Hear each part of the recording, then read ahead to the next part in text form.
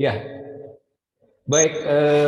Untuk mengganti suasana, kami persilahkan Pak Suhandi untuk menghibur kita satu lagu ya, karena sudah disiapkan. Terima kasih. Ya, Pak Edi dulu, Pak. Enggak, saya kan nggak usah. Ayo, maksudnya saya pengatur acara.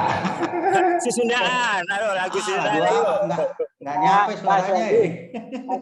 Tok, mangga Pak Handi. Ini aja. Katanya buah semangka berdaun sirih.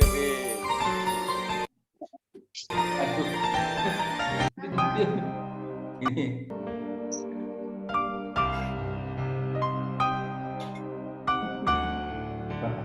Maaf kalau suaranya palas nih.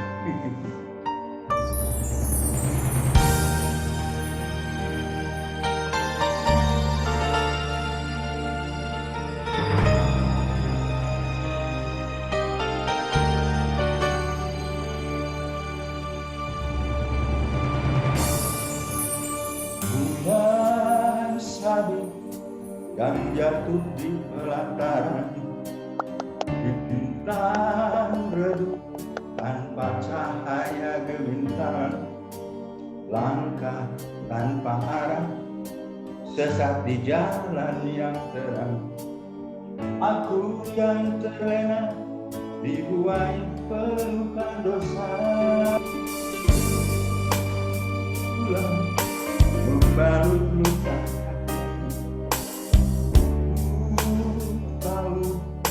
Betapa pelita dulu beri kesempatan atau jatuhkan hubungan. Andai maaf dapat berikan air mata jatuh di sudut pipimu, tak terlintas kenal diberi mata indah. Aku yang merasa sangat berdosa padamu, masih pandai mendekatimu. Bila lupa bisa sendiri, dia mengatakan dan menjadi saksi. Bahkan pulang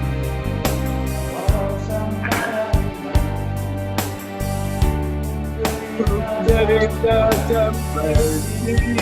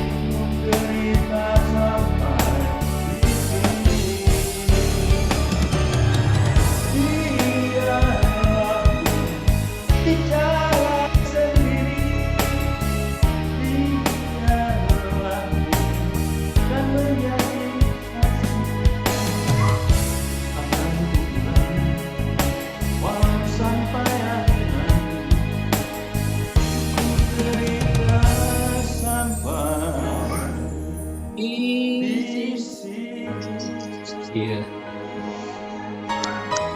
Bagus, bagus. Maaf, barusan harus senang keringatan, sekarang disuruh keringatan lagi sama Pak Edi.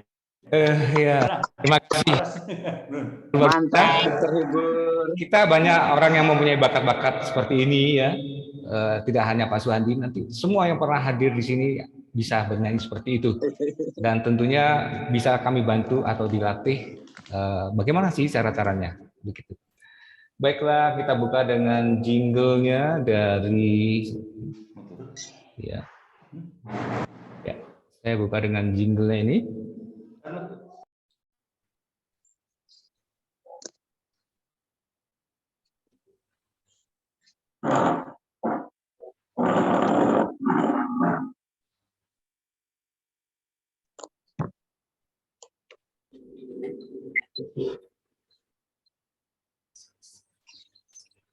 Yeah.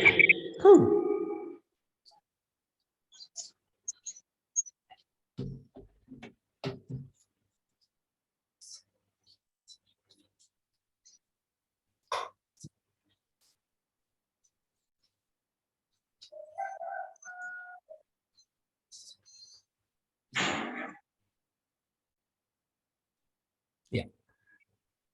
Terima kasih.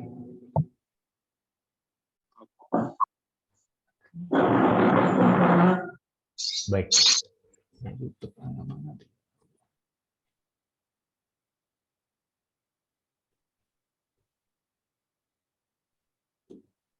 Ya, baik Bapak dan Ibu sekalian. Sebelum dimulai, saya akan bacakan pantun buat Bu Amelia. Ya. Mantap. Ya. Ada raksasa membangun istana. Hebat, hebat. Membangunnya di tengah hutan. Waduh. Ayo lawan virus corona dengan selalu jaga kesehatan. Ayo. Dan pastinya yang satu lagi. Lembah muara tempat berkemah. Ombak pasang, tunggu surutnya. Setiap perkara tentu berhikmah. Corona datang, cobalah bertanya pada Dr. Amelia. Terima kasih. Mantap. Silakan Dr. Amelia untuk menyampaikan ya. Kadang-kadang sambutan saya dulu, Pak Edi. Oh, gitu Pak ya. Ya, baik-baik Pak. Silakan Pak Arifin. Keren. Iya. Ya, mohon maaf Bu Amel, Bu Amelia, Bu Lia nih Bu Lia, Bu Dokter Lia. Terima kasih. Bismillahirrahmanirrahim. Assalamualaikum warahmatullahi wabarakatuh. Salam warahmatullahi wabarakatuh. Selamat pagi, salam sejahtera untuk kita semua. Om Swastiastu. Alhamdulillahirabbil alamin. Wassalatu wassalamu ala sayyidil anbiya'i wal mursalin Muhammadin wa ala alihi washabihi ajmain. Amma ba'du. Puji dan syukur kita panjatkan kehadirat Allah Subhanahu wa taala atas nikmat dan karunia-Nya pada pagi ini kita dapat berjumpa dalam keadaan sehat walafiat. Yang terhormat Bapak Ibu senior serta seluruh anggota HAPI. Yang terhormat Dr. Amelia sebagai narasumber. Terima kasih atas kehadirannya dan kesediaannya dalam memberikan penyuluhan kesehatan kepada kami semua yang tidak bosan-bosannya dan berulang-ulang. Pertama-tama marilah kita panjatkan puji dan syukur kepada Tuhan Yang Maha Kuasa. Acara pada hari ini adalah penyuluhan kesehatan tentang COVID, tentang Corona yang sudah berulang kali kita adakan. Sebagaimana diketahui, akhir ini muncul varian baru COVID-19 yang disebut XBB ya, Bu Dokter ya. Seberapa besar bahayanya, insya Allah nanti Dokter Amelia yang akan menguraikannya. Yang jelas kita semua harus tetap berikhtiar dan yaitu taat prokes. Dr. Amelia dan Dr. Budiman sudah berulang kali memberikan penyuluhan tentang COVID-19. Memang harus berulang-ulang karena manusia itu punya sifat lalai dan pelupa. Minggu yang lalu saya nyebrang ke Bakahuni, naik tanda peringatan prokes terpampang di mana-mana, tapi yang pakai masker hanya sekitar 50%. Saya merenung, kalau begini terus kapan selesainya? Bu Dokter, saya juga menyayangkan ya, yang berwenang pun terkesan melonggarkan, padahal bangsa kita ini boro-boro dilonggarkan, diketatin saja cenderung melanggar. Juga mohon maaf ya, terkesan tekebur bahwa status pandemi akan segera dicabut tanpa mengucapkan insya Allah. Padahal semuanya atas kehendak Allah Subhanahu wa taala. Covid ini musibah yang sudah ditetapkan Allah Subhanahu wa taala. Dalam Al-Qur'an surat Al-Hadid Allah berfirman, setiap musibah yang menimpa di bumi dan yang menimpa dirimu sendiri telah tertulis dalam kitab Lauh Mahfuz jauh sebelum bumi diciptakan dan sebelum kalian diciptakan. Sungguh yang demikian itu mudah bagi Allah. Ini musibah untuk menguji umat manusia.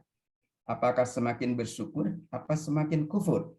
Apakah semakin sadar, apa semakin lalai? Apakah semakin sabar, apa semakin tekebur? Virus corona adalah tentara-tentara Allah yang daya gempurnya sangat efektif dan efisien. Sakti mandraguna, tak terlihat mata, tak teraba, dan pandai berubah bentuk. Pertama dulu datang COVID, kemudian berubah menjadi Omikron. Sekarang berubah lagi menjadi XBB. Seluruh dunia tidak berdaya. Negara adidaya Amerika pun yang paling siap dan memiliki fasilitas kesehatan yang paling lengkap, justru yang paling banyak jatuh korban. Ada 30 jenis virus corona kabarnya, yang sekarang mengamuk hanya 1. Bagaimana kalau 2? Bagaimana kalau 3? Tak terbayangkan bagaimana dampaknya. Sekarang saja korban tewas mencapai 6,6 juta orang. Belum lagi dampak ekonominya. Banyak negara yang jatuh terpuruk karenanya. Semoga setelah kita semua mendengarkan paparan ya, penyuluhan dari Dr. Amalia, kita semua semakin waspada. Waspada adalah bagian dari takwa, kan? Taat prokes dan divaksin. Marilah kita berdoa, semoga Allah Subhanahu wa taala melindungi kita semua dari wabah ini. Amin. Amin. Semoga Allah Subhanahu wa taala segera mengangkat wabah corona ini sehingga kita semua dapat normal kembali. Amin ya rabbal alamin. Allah yang telah menurunkan wabah ini, Allah juga yang berkuasa untuk mengangkat.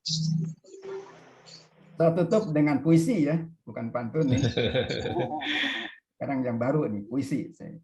Namun puisi ini bukan karya saya, tapi karya abadi sastrawan besar dunia dari Persia. Namanya Sadi As-Siraji. Saya kutip dari bukunya yang berjudul Gulistan. Artinya Taman Surga. Ini bukunya.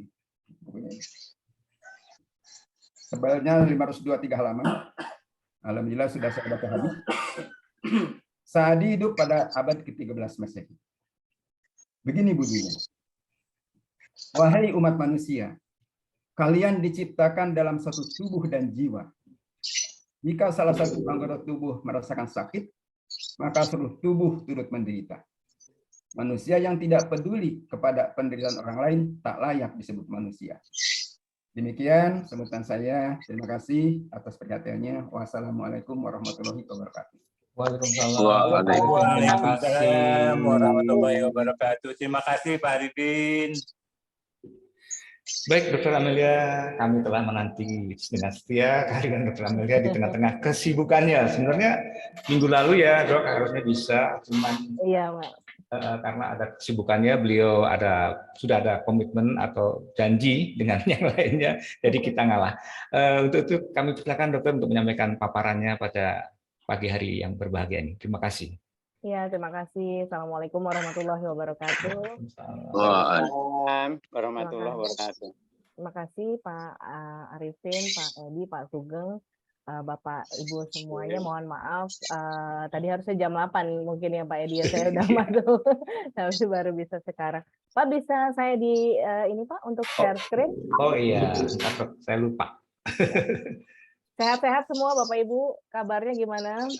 Alhamdulillah. Alhamdulillah, Delia. Sudah Dok, silakan. Pokoknya kalau nggak ke Sudah, ya? dokter berarti sehat-sehat semua. Oh gitu ya Pak. Alhamdulillah. Baik, mungkin sama seperti tadi Pak Arifin, kita nggak bosan-bosannya mengedukasi. Saya juga nggak bosan-bosannya. Semoga bapak-bapak semuanya, ibu-ibu tidak bosan-bosannya mendengar tentang COVID-19 ya. Yang udah bertahun-tahun kok kembalinya ke COVID lagi gitu ya. Cuma judulnya dikit ganti. Nah, judulnya ganti-ganti aja gitu ya. Iya Dokter. Oke. Silakan Dok. Ya, sekarang karena ada varian baru dari COVID-19, kita pada pagi hari ini akan berbicara tentang XBB Omikron ya, Bapak Ibu semuanya ya. Mungkin udah dengar juga sedikit tentang ini ya. Nah, jadi XBB Omicron ini adalah virus yang memang terus berubah ya. COVID itu sebenarnya virus yang terus berubah. Dia mutasi dan terkadang dia menghasilkan varian virus baru lagi gitu ya. Nah, Omicron ini sebenarnya mendominasi sejak November 2021, tapi jumlah turunannya atau namanya lineage atau sublineage-nya tuh banyak banget sampai semakin kompleks gitu ya.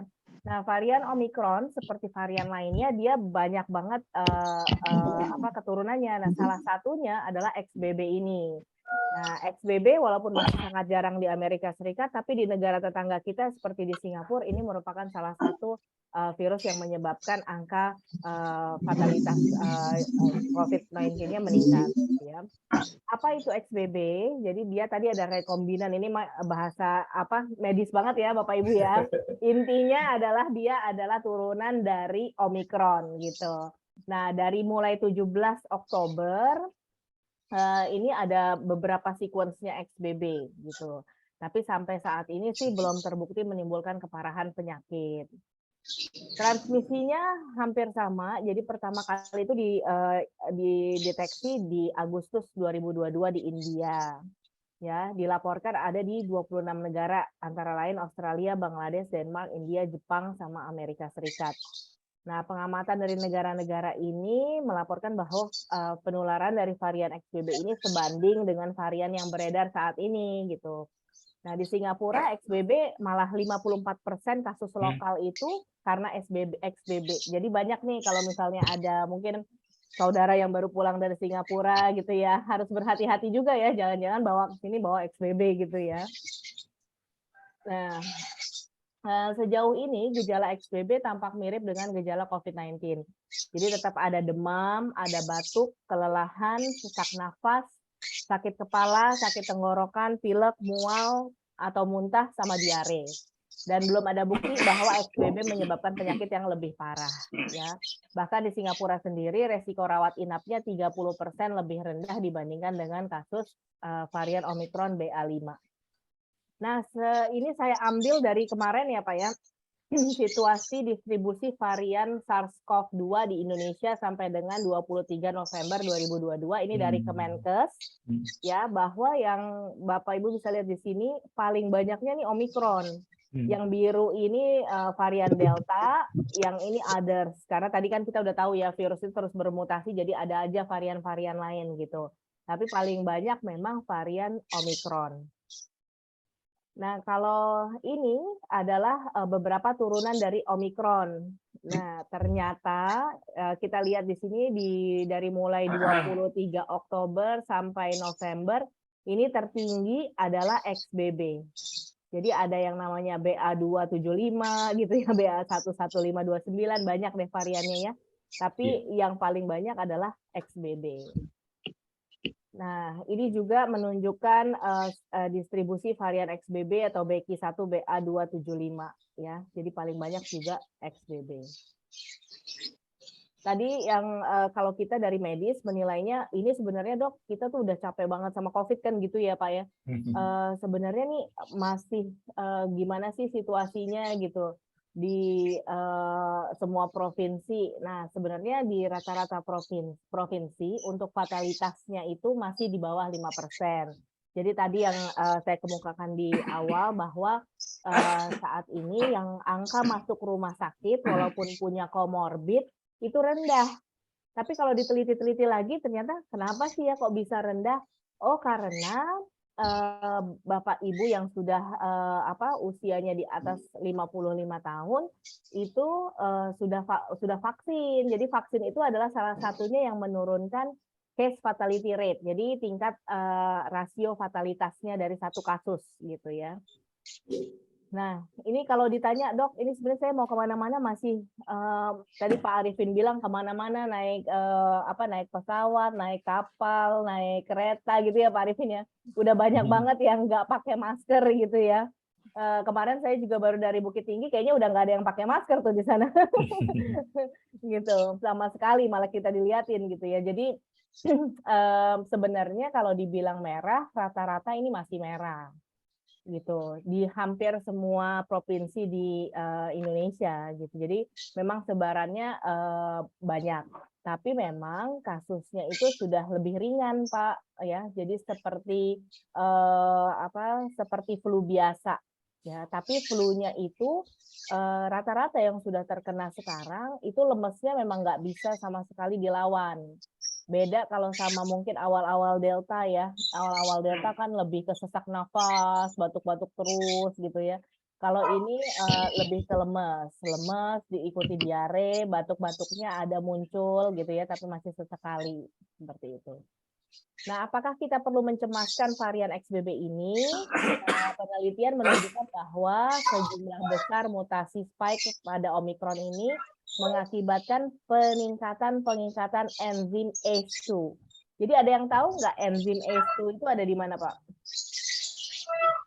Belum ya. Jadi kalau Bapak Ibu tahu, nah ACE2 itu adalah obat-obatan yang kalau Bapak Ibu punya hipertensi, suka minum amlodipin ataupun captopril, dia ngikatnya ke reseptor ACE2 juga. Gitu. Jadi orang-orang yang punya komorbid hipertensi gitu ya, itu akan terkena lebih mudah pada varian XBB ini, walaupun penelitian masih terus berlanjut, ya, dan pengurangan signifikan terhadap aktivitas netral plasma. Nah, jadi salah satu caranya adalah ya tentu dengan kembali ke prokes ya, gitu. Karena obat-obatan antivirus seperti remdesivir, mungkin yang sekarang ada molnupiravir dan lain-lain, itu masih dipakai, tapi efek mualnya ya, mungkin Bapak Ibu yang udah pernah kena COVID kan ngerasa ya, efek mualnya minum obat-obatan ini, benar nggak Pak? Iya. Ya, luar biasa ya. Dan minum obat-obatannya itu kan obatnya gede-gede banget. Iya, kalau yang harus minum oral tuh kerasa obat-obatannya gede-gede banget. Tapi kalau yang misalnya disuntik sama infus itu biasanya langsung nafsu makannya tuh biasanya yang terganggu atau lambungnya terkena gitu. Jadi harus dikasih obat lambung sekalian ya. Nah, jadi untuk mencegahnya salah satunya adalah studi menyarankan bahwa pemberian dosis booster direkomendasikan untuk mempertahankan potensi netralitas semua vaksin terhadap turunan Omicron ya. Maka pencegahan masih terlalu dini nih untuk menyimpulkan apakah XBB akan menjadi varian dominan global. Jadi tetap patuhi protokol kesehatan. Untuk sekarang ini, untuk lansia atau di usianya Bapak Ibu, ini semuanya udah bisa vaksin booster keempat ya. Udah tahu belum? Belum. Sudah keluar, baru 2 hari yang lalu. Jadi Bapak Ibu bisa ke puskesmas terdekat ataupun ke rumah sakit. Nanti setelah ini saya akan tampilkan tentang vaksin booster ya. Jadi intinya di protokol kesehatan adalah vaksinasi, gunakan masker yang pas pada wajah, bersihkan tangan Anda sesering mungkin, kembali lagi dengan pembersih tangan berbasis alkohol atau sabun dan air, menutup mulut dan hidung dengan siku yang tertekuk atau tisu saat batuk atau bersin, dan segera buang. Kalau mengalami gejala atau dinyatakan positif COVID, isolasi diri sampai benar-benar pulih. Ya.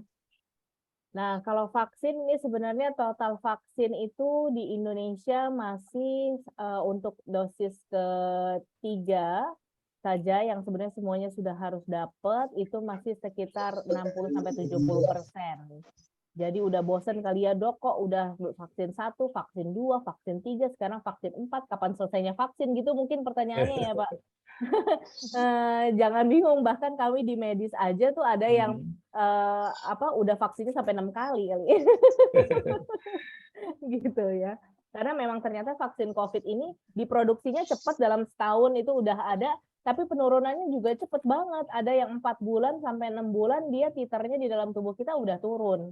Jadi kita gampang lagi kena virusnya gitu. Nah, jadi stop the spread of germs, ya ini yang udah tadi kita bicarakan ya, tetap jaga jarak nih Bapak Ibu, jangan lupa kalau misalnya males banget pakai masker karena sesak gitu ya, ataupun jalan jauh terus mesti pakai masker gitu.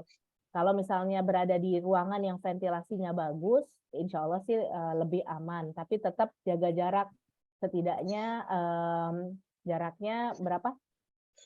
2. Iya, setidaknya 2 meter ya, amannya 2 meter. Nah kalau misalnya Bapak Ibu lagi sakit, sekarang kan kegiatan-kegiatan semuanya ada ya, kondangan di mana-mana gitu ya, terus arisan atau apalagi ya, mulai kajian-kajian dan sebagainya gitu ya. Nah, itu kan orang memang kumpulan orangnya banyak. Nah, kalau memang kumpulan orang banyak begitu, kalau kita merasa badan kita lagi tidak enak kok, rasanya saya lagi batuk pilek ataupun badan kok kerasa lemes, ya udah di rumah aja, jangan datang. Karena rata-rata kan acara-acara juga hibrid ya, Bapak Ibu ya. Iya. Ada yang online-nya, ada yang offline-nya. Tapi kalau kita ada berkumpulnya. betul gitu. Tapi kalau kita lagi fit ya silahkan aja, nggak apa-apa. Saat ini sih lebih ke adaptasinya seperti itu sih. Gitu. Oke, jadi lansia sudah bisa booster kedua COVID-19. Mulai November 2022 pemberian vaksinasi COVID-19 dosis booster kedua itu sudah dimulai ya. Jadi usia 60 tahun ke atas sudah bisa. Vaksin untuk dosis booster kedua ini telah mendapat persetujuan penggunaan dalam kondisi darurat dari BP POM serta memperhatikan vaksin yang ada. Ya, tentunya boosternya 6 bulan dari vaksin dosis booster pertama. Jadi misalnya Pak Edi kemarin dosis booster pertamanya kapan? Yang setelah sembuh sampai Juni? Agustus deh. Agustus. Berarti 6 bulannya mungkin bisa di Agustus, September, Oktober, November, Desember, Januari ya Pak? Iya. Mungkin Januari baru bisa vaksin booster kedua. Jadi dihitung aja 6 bulan dari vaksin booster pertama. Ya. Saya boosternya yang bukan keempat, kelima. Oh, udah ke-6 ya Pak? Kelima. Oh, Masya Allah. Nggak ada efeknya kan Pak? Alhamdulillah nggak. Iya, makanya. Jadi jangan takut lah untuk vaksin, kita udah biasa kan maksudnya sekarang gitu ya. Nah, vaksinnya bisa di fasilitas pelayanan kesehatan atau di pos pelayanan vaksinasi COVID-19. Kalau yang ada di DKI Jakarta, bisa lihat di Dinas Kesehatan ya, dinkes.go.id. Atau kalau yang punya Instagram juga biasanya di Dinkes selalu update tuh. Ada vaksin di mall ini misalnya gitu, atau di RPTRA ini gitu kan, sering ada yang kayak gitu. Nah, untuk jenis vaksinnya tetap ada Pfizer, ada Moderna, ada Johnson, ada Sinopharm, ada Sinovac, ada AstraZeneca. Yang terbaru ini ada Covovax. Covovax ini, cuman kalau ditanya Dok, Covovax halal apa tidak? Dia sudah memenuhi penggunaan darurat MUI gitu ya. Jadi memenuhi itu. Kalau ditanya apakah dalam pembuatannya ada mengandung itu, biasanya bukan biasanya, kalau untuk Covovax itu di awal-awal, yang terakhir di hasil akhir itu sudah sama sekali tidak ada Pak. Jadi yang masuk ke kita itu adalah yang di hasil akhir. Kenapa begitu? Karena memang beberapa media itu ada yang menggunakan dari medianya babi itu karena dia yang paling sempurna untuk berfungsi sebagai enzim katalisator Pak. Jadi pemisah antara yang tadi media utama sama media tambahan. Jadi dia hanya berfungsi di situ, cuma memisahkan saja. Setelah sudah terpisah dia sudah tidak ada dipakai lagi. Gitu. Ya. Nah, Pfizer kalau pertamanya dosisnya yang booster pertamanya itu Pfizer, booster keduanya bisa Pfizer, bisa Moderna, bisa AstraZeneca, ya. Cuman untuk AstraZeneca dan Pfizer lagi itu full dose, dosis penuh, tapi kalau untuk Moderna cukup setengah dosis. Kalau yang Moderna, dosis booster pertamanya, booster nanti kedua bisa Moderna, bisa Pfizer, tapi cukup setengah dosis. Gitu ya. Jadi ini ada beberapa aturan. Jadi Bapak Ibu jangan khawatir nih, misalnya Dok, saya harus vaksin apa ya? Kira-kira apa aja yang ada? Silahkan. Kalau misalnya Bapak Ibu punya faktor komorbid, ya, misalnya ada diabetes, ada darah tinggi, ada jantung ataupun pernah diring, itu bisa tanya, ya ginjal, bisa tanya dulu ke dokter spesialis yang merawat. Ya, biasanya nanti akan dimintakan nih surat rujukan dari dokter spesialis yang merawat, bolehnya divaksin apa. Itu akan lebih aman gitu ya. Oke. Ada pertanyaan? Silahkan kalau sambil ada pertanyaan ya Pak, jangan nunggu selesai. Ya, bagus. Interaktif ya Pak. Bisa dipahami Pak? Saya terakhir aja untuk nanti setelah selesai. Oke, terakhir aja. Baik, saya lanjut dulu kalau gitu ya. Baik. Oke, ternyata ini yang terakhir. Jadi Berarti Anda boleh bertanya. sekarang waktunya bertanya. Silakan, Pak. Saya belum bosan satu. Apa harus satu dulu baru dua? Apa gimana? Gimana? Ya, silakan. Yang mau tanya siapa? Minum. Nah, minum. Silakan Bapak dan Ibu. Saya Pak Edi. Silakan Pak Sugeng. Ya. Oh, baik. Baik, masih. Begini dokter. Ada 2 pertanyaan tapi satu-satu ya, Dok. Ya. Bayarnya mahal, Pak. Silakan, Pak. Iya.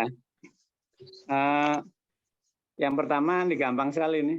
Kalau belum booster 2, boleh booster 1 nggak, Dok? Oh, kalau Bapak belum booster 1, kebalik pertanyaannya. Kalau belum booster 1, boleh booster 2 nggak, Dok? nggak boleh, booster 1 dulu, nanti 6 bulan lagi booster 2. Oh gitu ya. Ada urutannya Pak Sugeng. Ya. Ada Yang yang kedua, lain? dokter. Hmm. Yang kedua, dokter. Mengenai penamaan COVID nih, Dok nih. Kan awal tahun 2020 itu virusnya namanya COVID-19 ya, Dok. Ya. Terus Delta. begitu turunan-turunannya ada Omikron, ada Delta. XBB yang sampai sekarang ini. Yang ngasih nama itu siapa ya, Dok? Apa dari WHO ya, Dok? Kelurahan setempat. Maaf nih. Kelurahan setempat. Ya, jadi kalau yang ngasih Makasih, nama Dok. itu, ya baik, makasih Pak Sugeng. Yang ngasih nama itu peneliti, Pak. Oh, peneliti. Iya, jadi bebannya peneliti itu kan berat banget ya Pak. Kalau sampai salah tuh, wah sampai seluruh dunia tuh terkena. Jadi yang ngasih peneliti. Jadi memang kan pertama dideteksi virus COVID-19 aja misalnya di Cina gitu ya. Nah berarti habis itu kalau misalnya ada kasus-kasus lagi tuh dikirim Pak sampelnya, sampel-sampel dari PCR itu. Oh ternyata dia jenisnya itu berbeda sama yang sebelumnya. Kan mereka melihat gambaran dari RNA namanya Pak. Jadi RNA tuh kayak rodanya sepeda gitu Pak. Dia muter terus kan dipelajarin tuh sama peneliti ya yang di laboratorium. Oh ini ternyata beda, ini ternyata sama. Nah nanti mereka yang kasih nama. Jadi mereka kasih nama setelah mereka juga berdiskusi dengan WHO. Gitu. Jadi namanya dari situ, Pak. Baik. Masih dokter, Pak Edi. Ya, mari Pak Sugeng. Silakan Bapak ada yang lainnya. Assalamualaikum, boleh Tri Mulyono. Waalaikumsalam. Oh, Boleh. Ya maaf, saya di off ininya kameranya karena gitu. ya karena Baik, memang baik. udah agak tua nih laptopnya. Terima Tapi kasih. bukan orangnya ya. Ya, orangnya setengah. Dokter Amelia yang saya hormati. Iya, Nah, Pak. terima kasih selama ini dokter sudah banyak membantu kami di Indonesia Power. Begini dokter, menyangkut vaksin booster tahap 2, mungkin kita bisa rundingkan atau kita bisa usulkan sebaiknya seperti yang lalu-lalu di pool aja di Indonesia Power. Bagus, Itu lebih apa ya? Perasaan lebih nyaman juga kitanya juga dokter. Oh. Usul saja, mudah-mudahan Indonesia Power juga dengan direksi yang sekarang yang baru dan tentu masih masih saudara-saudara kita juga lah Indonesia Power itu. Nah, saya usulkan begitu dokter. Terima kasih. Wassalamualaikum warahmatullahi wabarakatuh. Terima kasih Pak Tri. Terima kasih Pak Tri. Saya coba tampung dulu ya Pak, insya Allah didiskusikan. Cuman ini kan memang untuk lansia ya Pak, maksudnya untuk usia 60 tahun ke atas.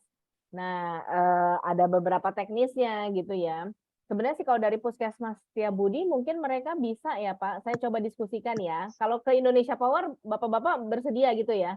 Ya, siap, insya Allah. Oh, oke. Baik.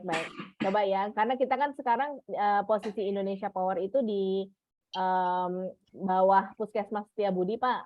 Ya. Itu. Jadi kalau dari mereka sih Insya Allah sudah mengizinkan gitu. Cuman apakah mereka bisa ke kantor IP atau kita yang ke sana, ntar saya coba koordinasi dulu ya. Saya tampung dulu ya Pak. Baik, masukannya ada dokter. Jadi kita tidak hanya kantor pusat saja anggotanya, bisa dari Priuk dan dari UJH, ya sekitar berapa puluh orang sih gitu.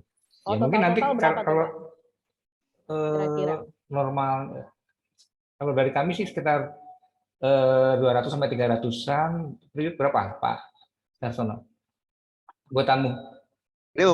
Priuk itu 243 lah. Nah, 240. Sekitar 500-an ya.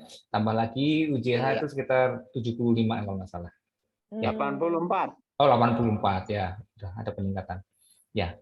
Nah, nanti kalau teman kita satu lagi yang dari Suralaya mau naik bus gabung ke kita juga boleh. dengan catatan didaftar ya, Dok ya, terdaftar ya, betul, supaya untuk menyiapkan jumlah vaksin yang akan diinjeksikan.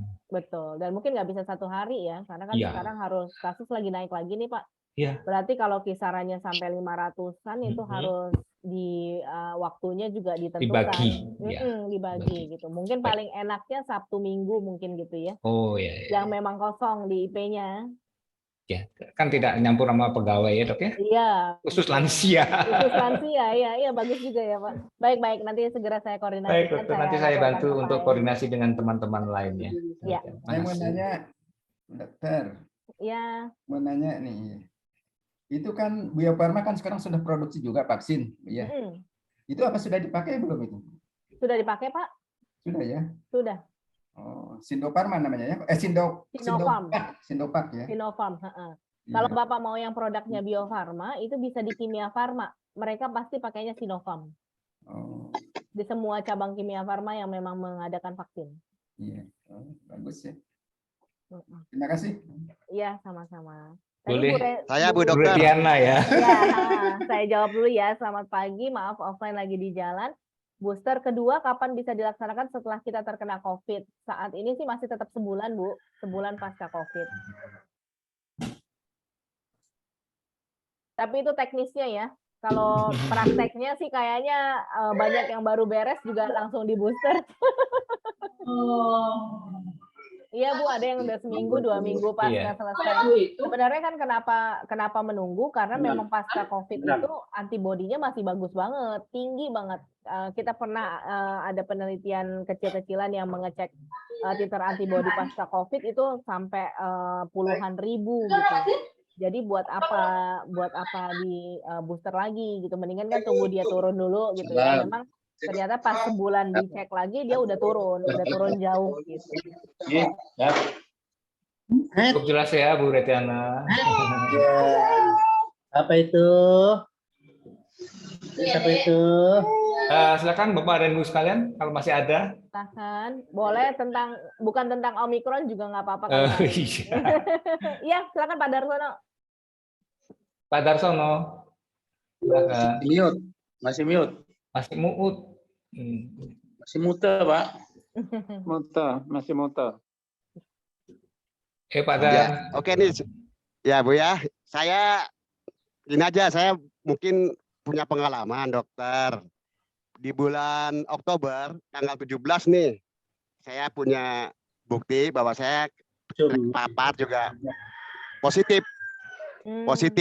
Nah, itu saya mungkin Omikron apa nggak tahu ya. Jadi saya dikasih obat, isoman sekitar 4 hari. Obatnya banyak Bu, sekitar 12 tuh, 15 saya minum. 15. Yang pertama ada yang 8 butir. Nah itu yang saya tanya gini Bu Dokter, saya kan udah vaksin 3 kali, booster juga, tapi kok sampai kena juga ya? Itu kenapa tuh? Apa kurang prokesnya kurang apa gimana? Emang saya sering berkumpul Bu, baik di masjid, di musola atau di tempat-tempat lain gitu. Itu aja Bu, kenapa ya sampai kena gitu? Demikian Bu. Terima kasih Pak Darsono. Jadi gini Pak, sebenarnya kan pertama kita harus samakan dulu ya bahwa vaksin itu bukan semata-mata tidak mungkin terkena virus COVID. Ya.